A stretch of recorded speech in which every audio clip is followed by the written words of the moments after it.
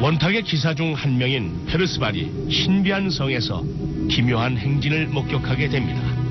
한 남자가 피가 뚝뚝 떨어지는 창을 들고 있어요. 그리고 아름다운 여인이 보석으로 장식된 금 접시를 들고 갑니다. 그게 바로 성배죠. 이것이 성배가 등장하는 최초의 글입니다.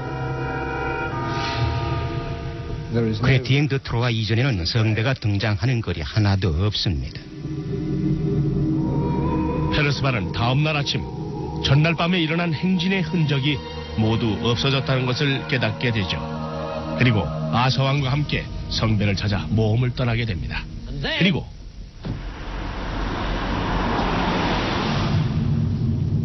그게 끝이에요. 크레티엥 드 트루아는 그 다음 얘기를 쓰기 전 세상을 떠났으니까요. 크레티엥 드 트루아의 죽음으로 성배 이야기가 끝을 맺자 사람들은 성배에 대해 더욱더 큰 환상을 갖게 됐습니다. 그런 환상은 세기가 바뀐 후에도 사라지지 않았죠. 12세기의 독자들은 성배에 대해 궁금증을 갖게 됐어요. 그리고 그 후 50년 동안 수많은 작가들이 성배에 매료됐습니다. 성배는 12세기 후반과 13세기 초의 모든 기사 이야기에 등장하는 중심 소재가 됐죠. 그 당시는 기사 이야기가 붐이었습니다. 저마다 성배를 주제로 자신만의 이야기를 써내려갔죠. 그리고 30-40년 안에 지금까지 전해져 오는 5개의 주요 성배 이야기가 발표됐습니다. 이런 성배 붐은 중세 문학의 발전으로 이어져 내려왔습니다. 기사 이야기는 상당히 인기가 높았어요. 당시 귀족들에게 최고로 인기가 많은 문학 분야였죠. 아서왕의 이야기에 나오는 성배는 다빈치 코드의 성배 이야기와 상당히 흡사합니다. 둘 모두 성배를 찾는 모험을 그리고 있죠. 두 이야기 모두 독자들이 실제로 있을 만큼 사실적이라는 공통점도 있고요. 성배가 실제 존재하긴 했던 것 같군요. 성배가 최초로 등장하는 크레티엥 드 트로아의 글을 보면 성배는 최후의 만찬에 사용했던 포도주잔이라고 나옵니다. 트로아는 성배를 실제로 있었던 최후의 만찬과 연결지어 있을 법한 유물로 탄생시켰습니다.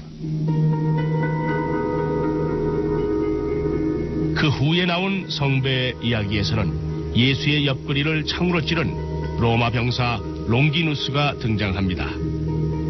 그리고 예수를 묻은 아리마대의 요셉도 나오죠.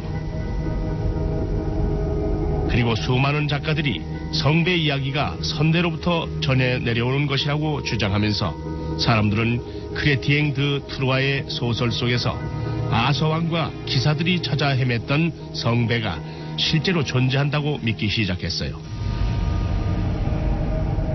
하지만 소설은 허구일 뿐이죠. 작가는 창의적일수록 훌륭합니다. 중세의 작가들에게 성배는 창의적인 소재가 아니라 그냥 옛날부터 전해져 내려오는 것이었어요. 전에 있던 이야기에 큰 그림을 가져다 미적인 부분을 더해 새로운 것으로 바꿨을 뿐이죠. 그래서 성배 이야기를 쓴 중세의 작가들은 자기가 쓴 것이 아니라 다른 사람의 이야기를 차용한 것이라고 주장했어요. 하지만 물론 이는 한낱 속임수에 불과한 것이죠. 독자들은 그 작가들이 직접 성배 이야기를 지어냈다는 걸 잘 알고 있었으니까요. 크레티엥 드 트루아가 중요한 이유는 그가 성배 이야기를 만들어냈기 때문입니다. 다른 데서 빌어다 쓴 것이 아니었습니다. 제가 생각하기에 문제는 오늘날의 사람들까지 성배에 매료되고 있다는 사실입니다.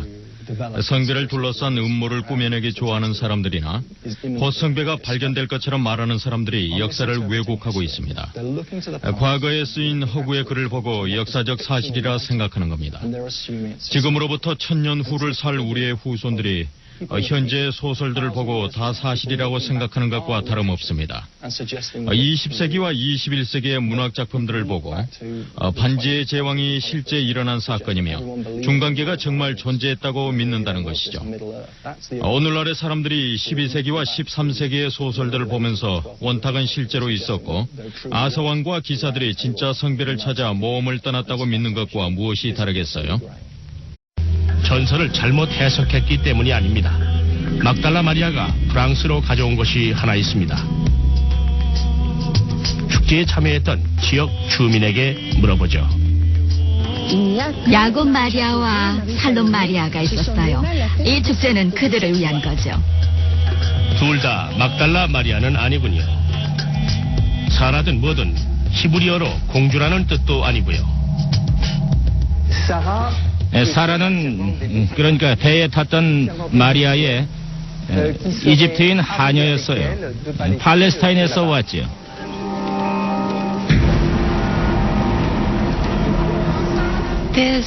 막달라 마리아가 프랑스로 왔다는 증거는 없어요. 그냥 수없이 많은 전설들만 있을 뿐이죠. 전부 4세기나 5세기에 시작된 것들이에요. 그리고 13세기에 황금의 전설이란 책이 발간되면서 이 전설이 굳어졌어요. 하지만 분명 전설에서 비롯된 전통입니다. 중세 시절에도 사실로 받아들여지지 않던 것들이죠. 분명한 교훈은 전설이 가진 함정을 주의하라는 겁니다. 쌍그레아를 쌍레알로, 즉 성배를 성혈로 바꾼 것은 전부 가정에 불과한 거죠. 성배가 예수의 혈통을 의미한다는 댄 브라운의 이야기는 여러 성배 관련 주장들 중 가장 그럴듯합니다. 깔끔하고 아주 논리적이에요. 정말 진짜 같다니까요.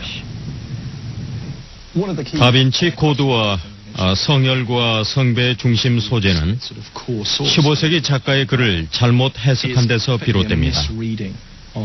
존 하딩은 성배와 기사에 관한 소설을 썼어요. 그 과정에서 상그레아를 상레알로 잘못 썼죠. 성배 대신 성혈이라고 쓴 셈입니다. 그리고 베이전트를 비롯한 성혈과 성배의 공동 저자들은 이 실수를 너무 심각하게 받아들였죠. 그러다가 이게 바로 성배의 진실이라고 믿게 됐습니다. 한 사람의 실수가 역사상 가장 중요한 비밀의 폭로로 바뀌어버린 거죠. 혈통의 비밀이 제 손에서 풀어지고 있군요. 예수와 막달라 마리아가 결혼해 아이를 두었다고 처음으로 주장한 저자가 문제를 해결해 준 셈이네요.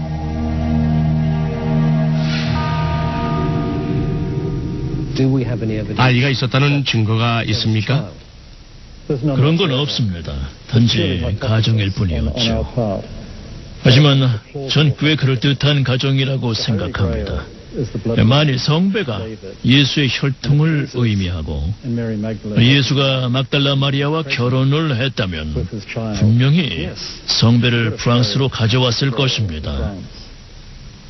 우리는 모든 자료를 그런 시각에서 바라보았습니다. 사실이냐고요? 모르죠. 그럴듯하냐고요? 물론입니다.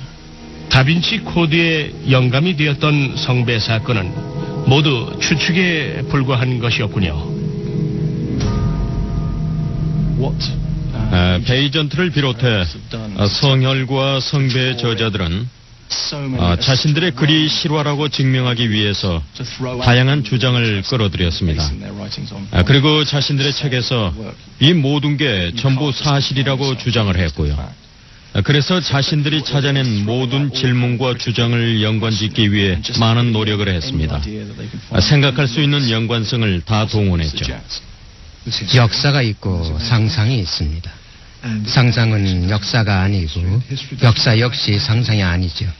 상상의 세계에 속하는 비밀이 있다고 말한다면 전 그 말에 100% 동의를 합니다. 하지만 상상의 세계에 있는 이야기를 역사인 척하는 건 나쁜 것입니다.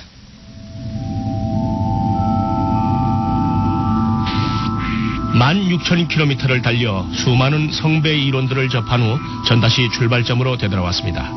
분명한 건 우리 시대 최고의 베스트셀러 소설 뒤에 숨은 진실에 대해 보다 확실히 알게 됐다는 겁니다.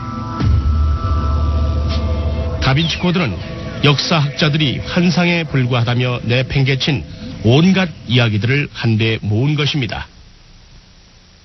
솔직히 말해 전 다빈치 코드가 그리 잘 쓰인 소설이라고는 생각지 않습니다. 하지만 그게 무슨 상관입니까? 성배 이야기